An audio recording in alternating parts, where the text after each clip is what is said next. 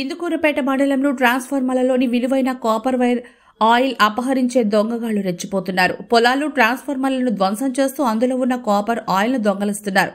ట్రాన్స్ఫార్మర్లు చోరీకి గురవుతుండటంతో ఆయా గ్రామాల రైతులు ఆందోళన చెందుతున్నారు. మండలంలోని రాముడపాలెం, రొయ్యల చెరువుల వద్ద 12 ట్రాన్స్ఫార్మర్లను దొంగలించి దానిలో ఉన్న విలువైన కాపర్ ఆయిల్ వస్తువులను దొంగతనం చేశారు. ట్రాన్స్ఫార్మర్లు అమర్చడానికి దాదాపుగా 2-3 లక్షల ఖర్చవుతుందని, ఈ దొంగతనాల్లో తీవ్రంగా నష్టపోతున్నామంటూ రొయ్యల సాగు రైతులు ఆవేదన వ్యక్తం చేస్తున్నారు. గతంలోనూ ఇదే విధంగా చోరీలు జరిగినా దొంగల్ని ఇప్పటి వరకు పట్టుకోలేదని రైతులు అంటున్నారు. పోలీసులు ఇప్పటికైనా ట్రాన్స్ఫార్మర్ దొంగల ఆట కట్టించాలని రైతులు కోరుతున్నారు.